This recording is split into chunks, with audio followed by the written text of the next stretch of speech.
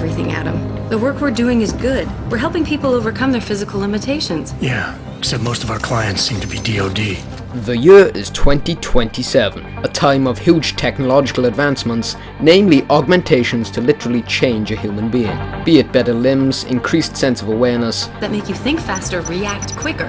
They can really improve a life. Everybody's lives. everything imaginable to improve the quality of life. All those purists out there accusing us of tampering with the natural order, when all Megan's done is figure out how to unlock the potential that exists within our own DNA. But Deus Ex shows us the risks involved when toying with our biological constraints. It's a long time before the main plot starts unfolding, but when it does, it's all genius. Human Revolution takes place before its previous games. Your character now goes by the name of Adam Jensen, the smooth-talking chief of security at Seraph Industries, one of the biggest augmentation companies in the world. But trust is a two-way street, and the way you've handled this entire conversation so far makes me think that it's you who isn't trusting me. The voice acting is superb. Deus Ex is a mature and intelligent game. You'll find literally hundreds and hundreds of emails, newspapers and ebooks to help you learn more. Although I did think IDOS went a bit nuts with the amount of information and hacking in this game. But the main plot is not too predictable depending on how many emails you read, and all main quests and side missions provide great narratives, but in total, this is Deus Ex, a very story-driven game.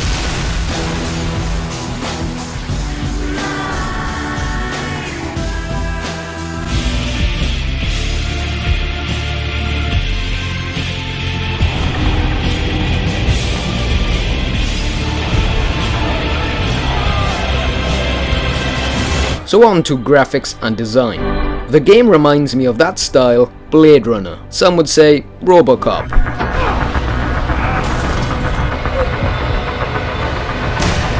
You see, the future looks pretty grim. Poverty-struck, actually. The game contains some really impressive artwork. I mean, some really cool ideas and production value, but the game doesn't do anything new graphically. In fact, I was a little disappointed regarding the technical side of things. The game may have looked good last year, the year before, but for 2011, it's showing its age. The character models and blotchy faces just betray the realistic voice acting most of the time. Used to live there. I spent 3, maybe 4 years working in the... I'd also like to comment on Deus's lack of scale. I can't describe the game completely linear, but there's certain segments when I feel, yeah, this is just a video game. When, for example, anti-augment Mr. Target is giving his speech to around 8 people.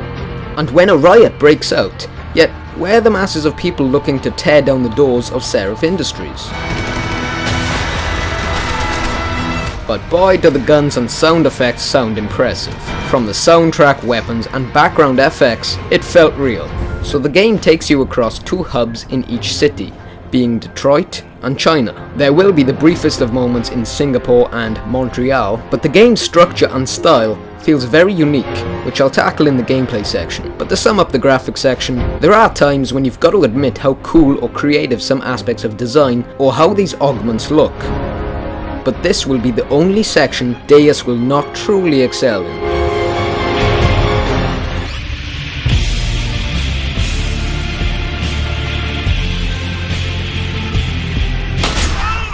This is a multi-path, multi-solution game, but can you call it an RPG? Not really. Third person, espionage, no. This is Deus Ex. The game provides multiple ways and freedom of choice regarding which routes to take and how to tackle an objective. The most obvious path is not always the best, unless you've got yourself a ton of ammo and a heavy machine gun.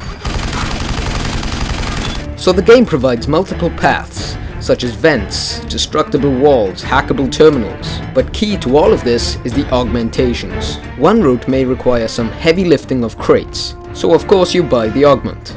One route may include a 12-foot wall, so you'll need the jumping enhancement to scale it. There's countless amounts of augments to buy, with what the game calls Praxi kits, which can be found, purchased or rewarded in-game. The augmentation system nets a real creative / satisfying experience, with arguably tons of replayability. Now, as I said before, The structure to the game is technically a linear one, in which the game will push you down a path until you get to your objective and initiate the next segment to the story. But in between all of this, the game provides you the time to collect ammo, credits, buy new weapons, augments, complete side quests, each with their own stories, such as the China woman in amongst the human trafficking, and all with several different outcomes and consequences to follow. This allows for countless amounts of gameplay time, minus the go here, fetch this, talk to this guy scenario. It's all brilliantly scripted. As you can see, the game transitions between both first and third person, allowing for stealth and tactical gameplay. You see, the game allows you to blind fire, cover shoot, zoom in and take someone's head off. It's phenomenal. It does make you think, as you can't expect to waltz through shooting everyone in sight. Not until at least 20 hours into the game I could really act like a ninja. The hacking to the game is an augment I would seriously recommend you upgrade early on in the game, and without doing so you would miss out on thousands and thousands of credits and experience points. And the hacking is actually fun and fast, although it does get a little tedious with the hundreds of emails to be read. But in total, Deus provides that complexity and intelligence that most games will never contain.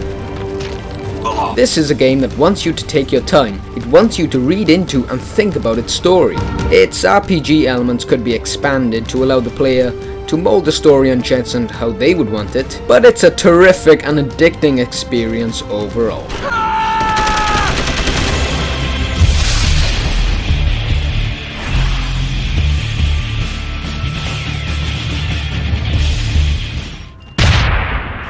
It took me around 25 whole hours to beat Deus Ex, but once I started playing, I was hooked.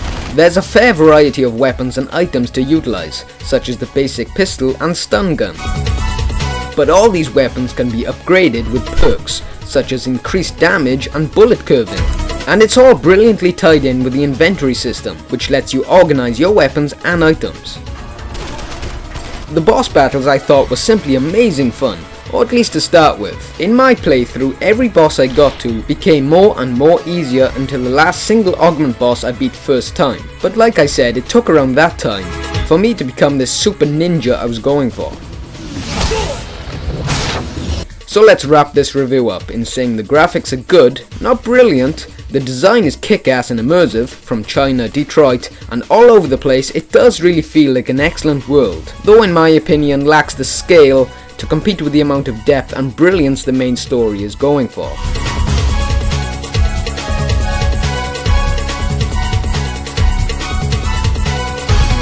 And I'd like to say all aspects of gameplay section are tight, in fact phenomenal. The game cleverly encourages you to explore and think for yourself. So in total, if you consider yourself a real gamer, then you better pick up this prequel, in which you do not have to go back and play the previous games to understand.